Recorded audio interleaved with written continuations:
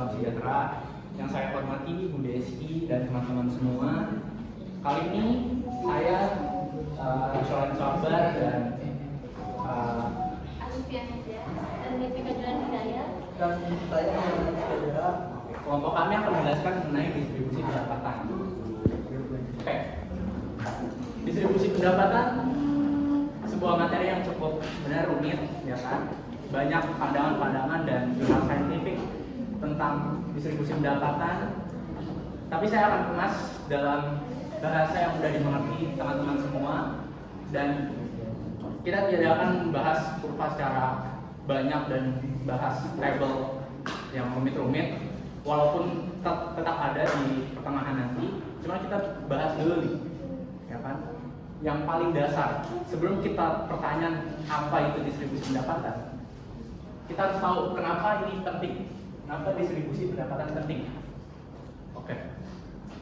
Pernah nggak kalian mikir pendapatan nasional kita atau PDB kita atau ekonomi pertumbuhan negara kita itu bertumbuh, tapi pertumbuhan itu tidak mencerminkan kesenjangan sosial kita.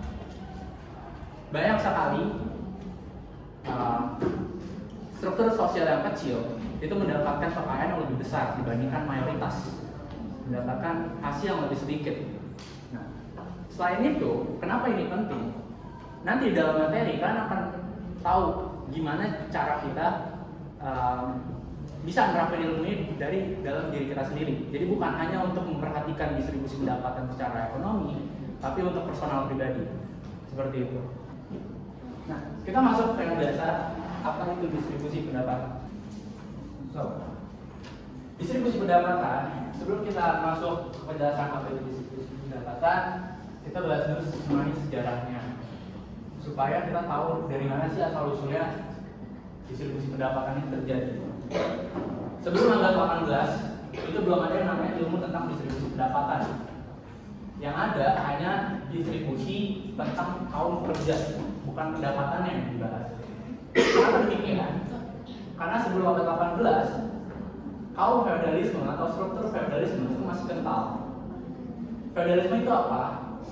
Yaitu struktur ekonomi atau struktur pandangan politik yang dimana kaum bangsawan dengan kaum pekerja atau kaum bawahan. Jadi enggak Bates, Clark, dan lain sebagainya. Dan sampai saat ini ilmu ini masih berkembang. Oke. Nah, semua ahli ekonom, Adam Smith, John Bates, Clark, itu sepakat bahwa distribusi pendapatan adalah pendapatan nasional atau PDB yang didistribusikan kepada suatu individu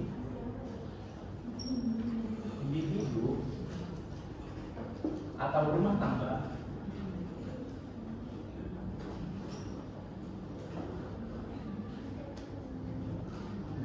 atau suatu kelompok.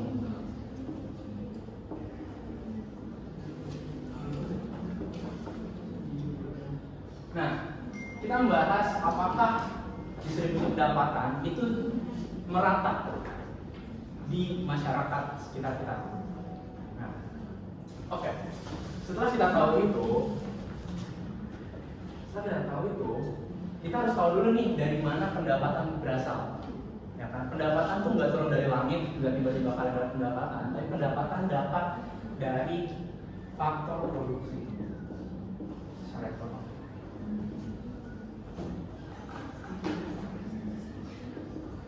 Kenapa faktor produksi? Karena produksi akan melahirkan sebuah output. Outputnya apa? Bisa berupa jasa atau barang.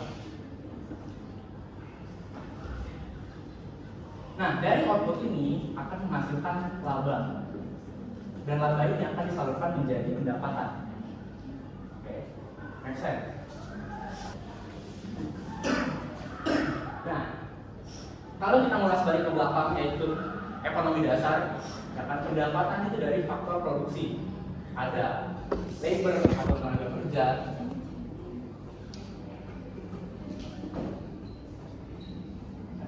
kerja, lalu ada tanah, land, ya kan? Ada capital atau modal, lalu yang terakhir entrepreneurship atau kewirausahaan.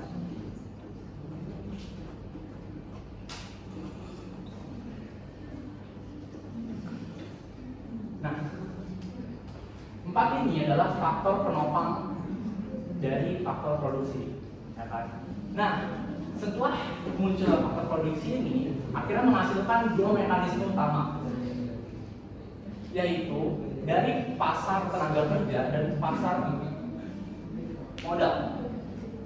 Ini mekanisme utama di mana ahli ekonom itu menganalisis seperti apa sih distribusi pendapatan, menganalisis seperti pasar modal itu dapat dari mana, apakah ini labanya seperti apa, bunganya seperti apa, dianalisis dari dua market ini. Nah ini, pasar tenaga kerja dan pasar modal. Nah, saya akan jelaskan sedikit mengenai pasar tenaga kerja dan pasar modal. Pasar tenaga kerja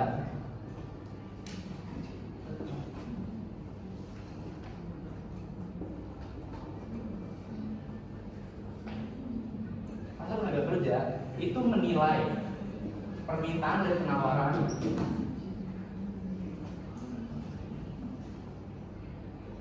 dari pekerja. Simpel ya, perusahaan pasti meminta tenaga kerja. Apakah seseorang punya skill atau produktivitas yang bagus atau tidak? Lalu penawaran itu dari tenaga kerja itu sendiri. Saya menawarkan jasa saya untuk menyelesaikan masalah perusahaan Anda, misal seperti itu. Dilihat dari indikator ini, dan dari indikator ini akhirnya muncul faktor lain, yaitu skill, produktivitas,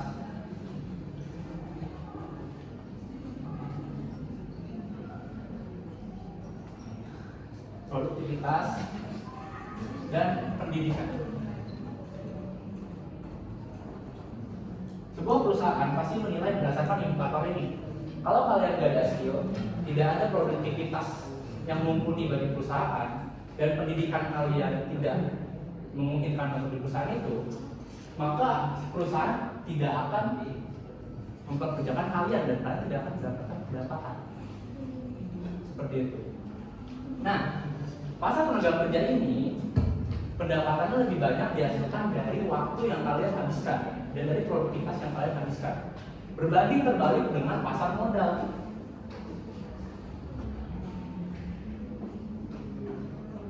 Pasar modal disebut sebagai passive income. Jadi kalian tidak perlu menghabiskan waktu untuk kerja lama-lama, kalian bisa mendapatkan bunga dari investasi, dapat dari obligasi, atau kalian dapat dari sewa karena kalian punya modal tanah seperti itu. Nah, kenyataannya yang harus kita terima adalah kekayaan lebih banyak diproduksi dari pasar modal,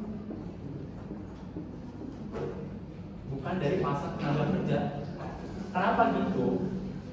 Di pasar modal ada yang disebut sebagai compound interest. Kalau kalian tahu, anak saham, anak investasi, ini akan bergerak secara eksponen, berbanding terbalik sama pasar tenaga kerja. Kalau tenaga kerja gajinya dia meningkat seperti ini kembali sama pasar modal. Pasar modal dia eksponen, bergerak seperti ini, dia langsung meningkat ke atas. Gitu. Makanya kenapa pasar modal itu lebih banyak yang mendapatkan kekayaan dibandingkan pasar tenaga kerja. Nah, kalau kita udah bahas mekanismenya, lalu apa fondasi utamanya untuk sebagai acuan dasar, ya kan, dari para ahli ekonom? Nah, fondasi dasar ini disebut sebagai marginal productivity, ya kan. Kalau di matematika mungkin seperti aritmetika dasar, kalkulus dasar. Jadi dasar ini yang dijadikan acuan. Walaupun akhirnya marginal productivity ini itu muncul kritik-kritik dari Karl Marx dan dari struktur modern yang sekarang ini terjadi. Apa itu marginal productivity? Simpelnya saya jelasin pakai contoh. Kita pakai coffee shop.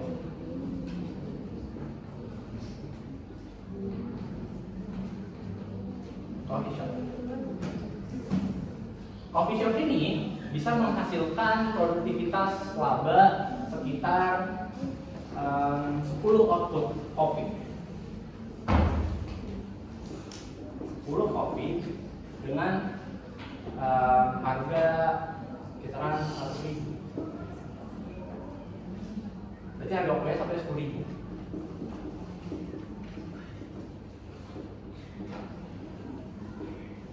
Nah, dengan dia menambah pekerja satu, dia bisa menambahkan output kopi tersebut. Misal, satu pekerja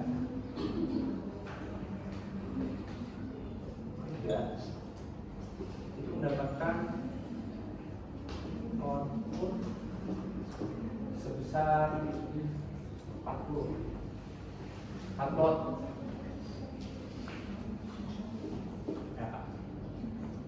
Berarti berapa banyak output yang bisa dia keluarkan? Apa sih?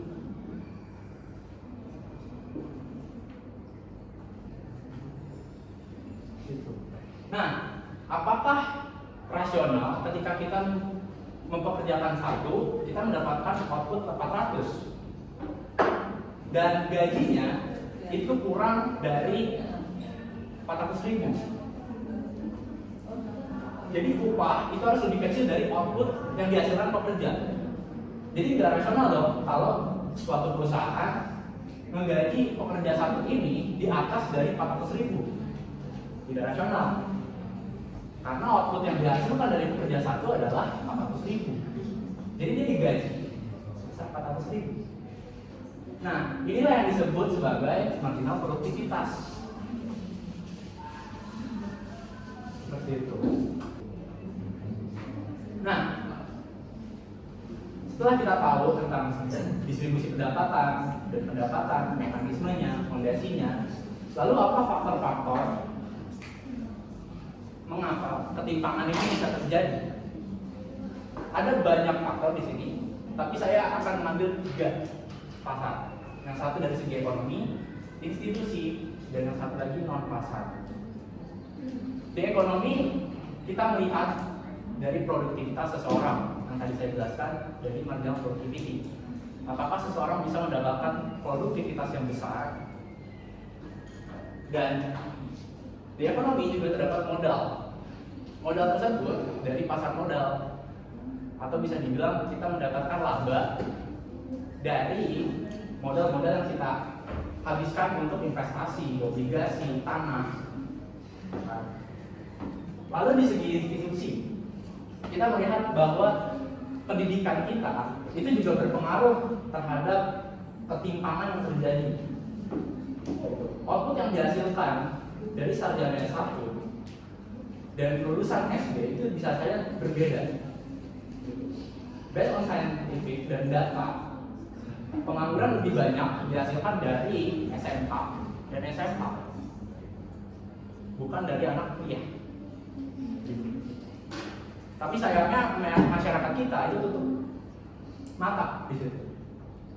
Nah, lalu dari segi institusi juga dapat pasar tenaga kerja. Pasar tenaga kerja ini muncullah regulasi-regulasi seperti sektor formal dan sektor informal. Sektor formal pekerjanya itu mempunyai basis regulasi yang jelas. Seperti dia sudah punya BPJS, dia sudah punya kontrak kerja, dan lain sebagainya. Tapi di sektor informal kita bisa jelasin sebagai pekerja lepas, freelancer. Itu sektor informal yang digaji tidak tentu, apakah hari ini dia dapat 100.000 atau besok 200.000. Nah, dari situ ketimpangan bisa terjadi bahwa sektor formal itu bisa dapat lebih banyak pendapatan dibandingkan sektor informal. Karena sektor informal itu tidak pasti, dan perusahaan pun mikir-mikir pekerja ini UMR gitu, produktivitasnya tidak sebesar itu. Ya sudah, regulasinya ya seperti itu aja, nggak usah disikapi lagi di sini. Gitu. Nah, dari manfaat pasar sendiri, kita bisa lihat ada politik, warisan kekayaan, dan diskriminasi. Politik, kalian pasti tahu seperti apa. Nah, kan? Politik yang ada di Indonesia, lalu didiskriminasi, diskriminasi misal ras, bahwa misal kulit putih lebih banyak mendapat pekerjaan dibandingkan yang lain, atau ras-ras lain lebih banyak mendapatkan pekerjaan dibandingkan ras mayoritas seperti itu. Dan juga ada warisan kekayaan seperti itu. Nah, faktor ini yang menyebabkan ketimpangan bisa terjadi. Gitu. Nah, untuk selanjutnya ini bisa dijelasin oleh Alifia. Di sini ada pengumpulan kesenjangan, ada staf YouTube, pertama kesenjangan pendapatan, kedua kemiskinan, ketiga permasalahan dalam mengukur kemiskinan, dan keempat ada mobilitas ekonomi. Kalau kesenjangan pendapatan biasanya perbedaan antara dua kelompok masyarakat dibagi dari dua, yaitu orang kaya dan orang miskin. Biasanya diukur dengan indikator seperti generasio, biasanya nilainya semakin tingkat atau semakin tingkat distribusi pendapatannya. Yang kedua ada tingkat kemiskinan, biasanya menunjukkan presentasi pendapatan yang berada di garis bawah kemiskinan, yaitu batas kebutuhan seperti makanan, pakaian, atau rumah. Yang ketiga ada permasalahan dalam mengukur kemiskinan tidak mudah karena standar hidup daerah itu ada data pendapatan yang selalu tidak akurat, dan serta adanya nama dari kebutuhan sulit diukur. Yang terakhir ada mobilitas ekonomi, yaitu menjelaskan kemampuan seseorang atau keluarga untuk berpindah tingkat ekonomi, baik naik maupun turun. Oke, selanjutnya akan dijelaskan oleh rekan saya. Oke, sekarang kita masuk ke kurva nih. Hal yang paling dibenci ini bagian anak manajemen seharusnya. Cuma nggak apa-apa, gue akan jelasin kurva Lorenz dan koefisien ini dengan cara yang mudah dimengerti. Daripada kalian melihat dari contoh gambar ini yang kurang kelihatan pasti, mending gue bikin kurvanya dulu.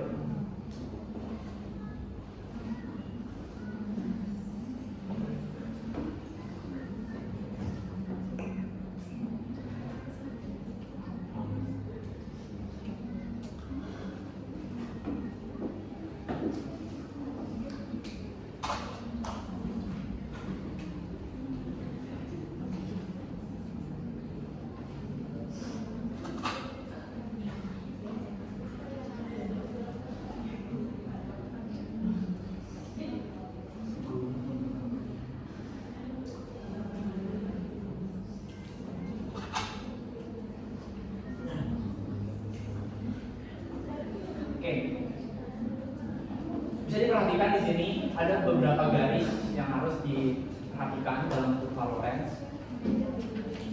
Garis yang merata ini disebut sebagai kesempurnaan atau equality.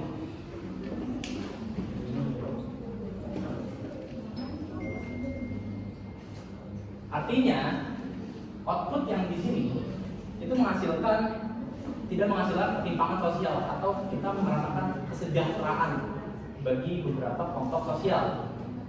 Berbanding terbalik dengan kurva Lorenz yang di sini. Garis biru dan garis merah ini disebut sebagai kurva Lorenz. Artinya bahwa kita bisa melihat bahwa ini ketimpangan cukup besar. Seperti itu. Bahwa misal kita asumsikan ini 20. Kalau ini merata, output yang dihasilkan 20 atau kelompok sosial 20% itu mendapatkan 20% dari pendapatan. Tapi kenyataannya di dalam kurva biru atau di dalam garis biru hanya menghasilkan 10 pendapatan dari 20% kelompok sosial. Seperti itu.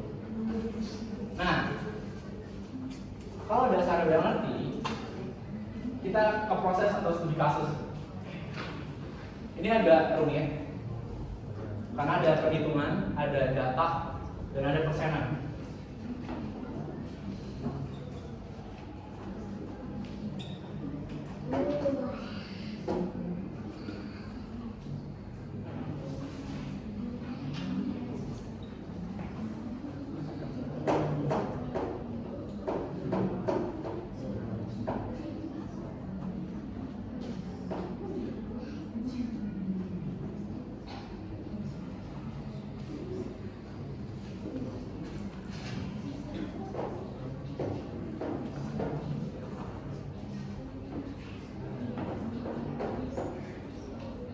Oke, ini saya singkat-singkat supaya lebih jelas saja.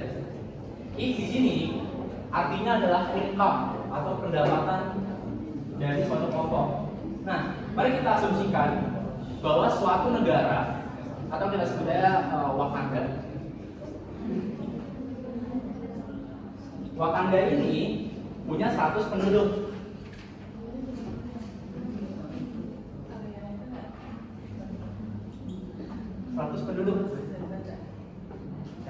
Nah, 100 penduduk ini rata-rata ahli ekonom itu membagi kategori menjadi 5 rata-rata.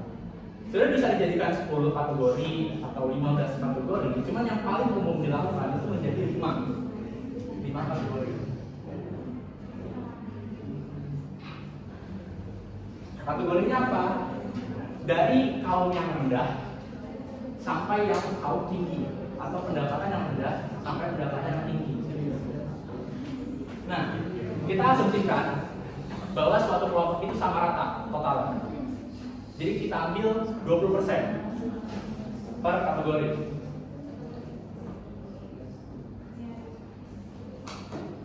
Karena dibagi 5, jadi 1 sampai 20 orang.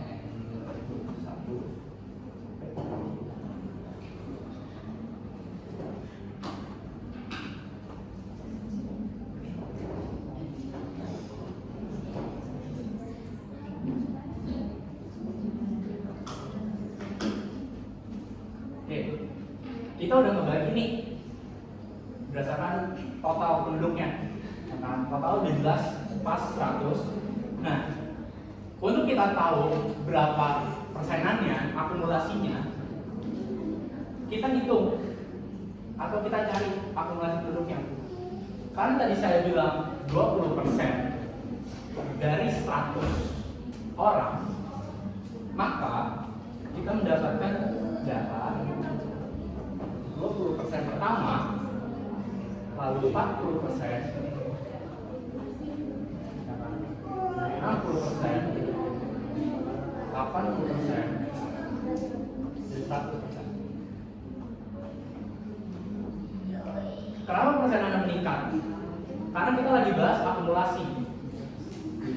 Jadi bukan berarti 40% ini adalah total penduduk dari 100 penduduk, bukan. Tapi 40% ini adalah kategori dari kategori yang kedua ini. Gitu. Oke. Kita akan bagi lagi berdasarkan pendapatannya. Kita asumsikan datanya adalah kelompok 1 punya penghasilan 10 juta, kelompok 2 20 juta, kelompok 3 20 juta, lalu kelompok keempat 60 juta, dan terakhir 80 juta. Kalau kita hitung, kita dapat angka di total 200. Ini sebagai acuan untuk kita mendapatkan persen dari income suatu kelompok itu. Nah, gimana sih cara kita dapat persenan income ini? Itu kita hitung pakai rumus seperti ini. 10 juta dibagi dengan total dari 200 juta ini, lalu kita kalikan 100%.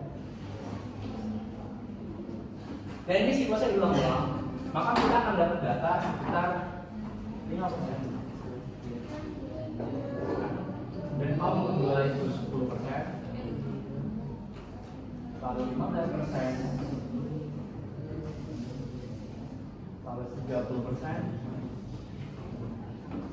dan 40%.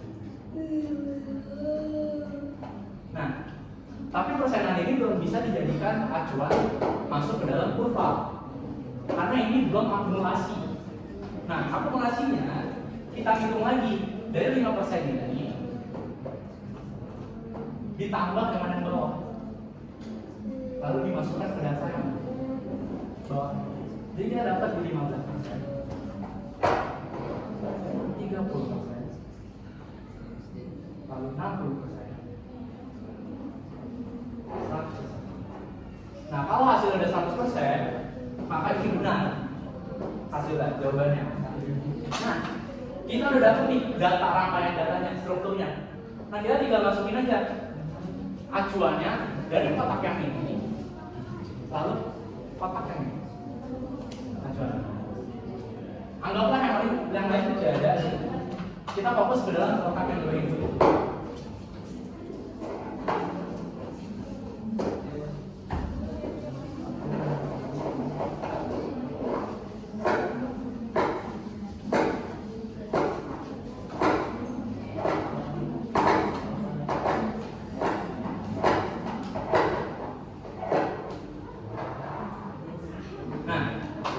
Kita bisa tulis sekarang di bawah ini kita bisa pakai akumulasi penduduk 20%, lalu 40%, 60%,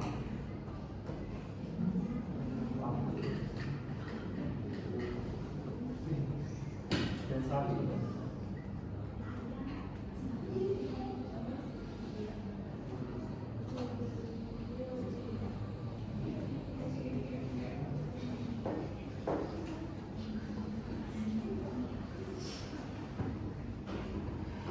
Nah, ini kita lakukan sama dengan akumulasi yang satu lagi. Bahwa di sini itu menunjukkan akumulasi dari pendapatannya. Nah,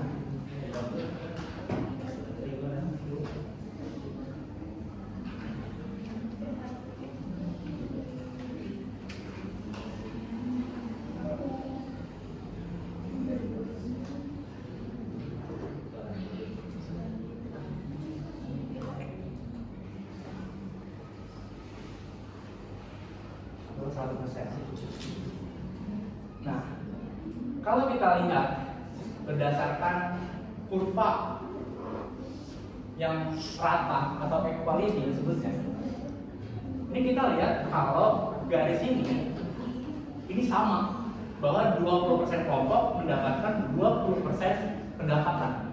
Tapi kenyataannya di data hasilnya tidak seperti itu. Bahwa kelompok 1 20% hanya mendapatkan 5% pendapatan.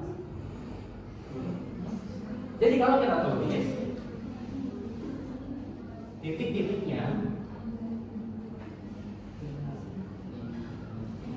lalu 15%, 30%, setengahnya,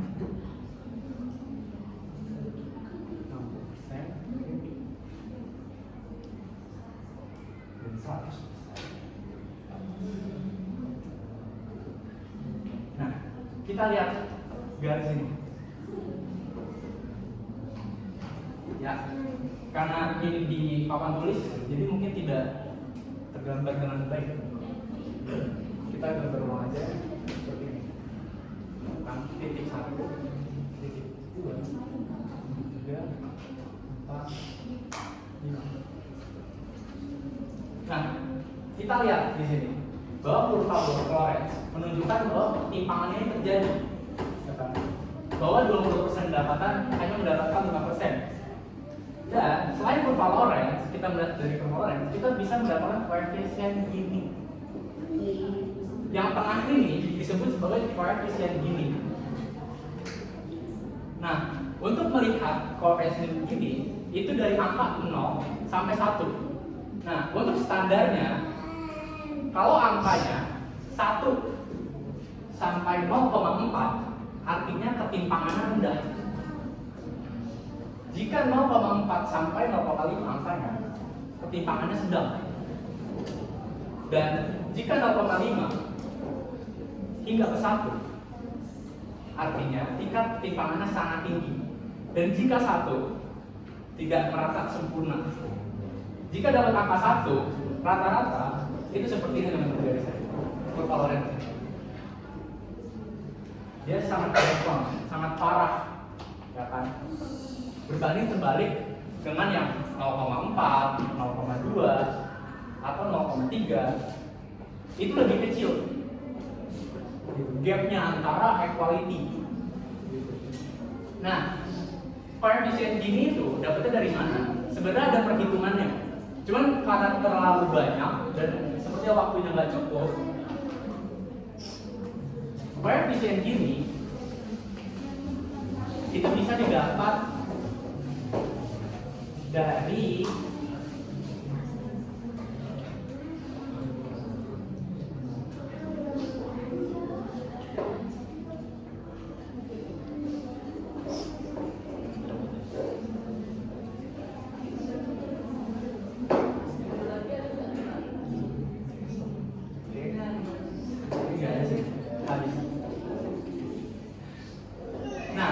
koefisien gini dapat dari mana?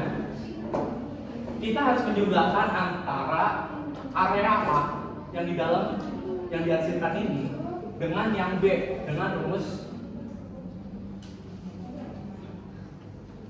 A dibagi dengan rumus A plus B. Nah, nanti kita tahu dari mana nih angka A sama angka B, ya kan? Nah, untuk mencari tahu B-nya itu berapa,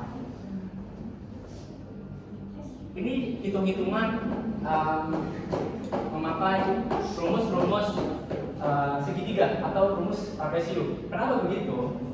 Karena kita lihat di sini, ini membentuk segitiga. Kita tuh harus mencari area 20%, area 40%, area 60%, 80%, dan seterusnya. Itu kita hitung masing-masing untuk mencari datanya. Gitu. Nah, karena ini lama hitungnya dan lumayan rumit, jadi kita akan pakai contoh sederhana dari satu kelompok aja, ya kan? Anggaplah seperti ini. Rumus. Untuk mencari koefisien gini, kita harus tahu dulu nih, ini itu sudut apa? Apakah segitiga atau trapesium? Kalau kita lakukan di segitiga, berarti kita pakai rumus segitiga untuk mencari angkanya. Rumus segitiga itu 1/2 dikali A dikali B.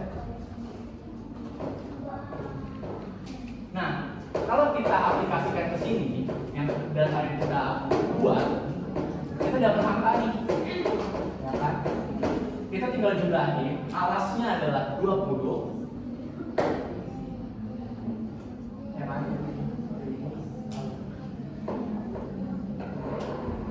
Alasnya 20, lalu tingginya 5. Kita masukin tingginya 5, lalu dibagi 2.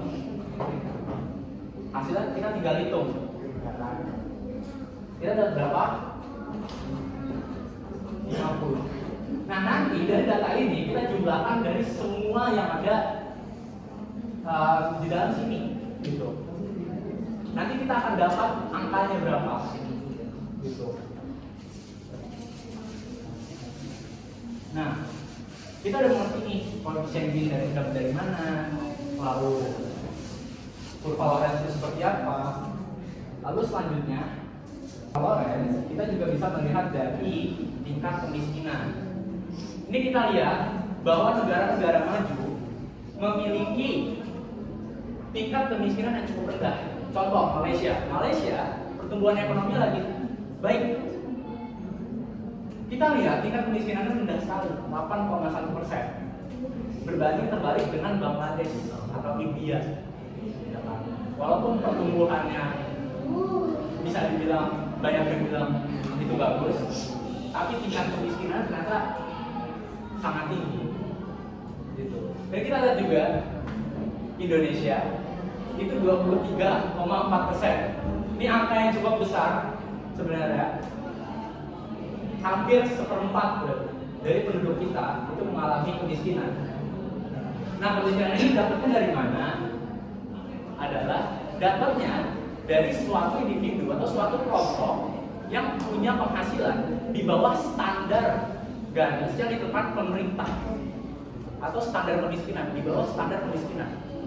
Jika ada seseorang yang seperti itu, maka orang itu masuk ke dalam tingkat kemiskinan atau presentasi kemiskinan. Kalau kalian riset di Google, kalian cari standar kemiskinan itu berapa?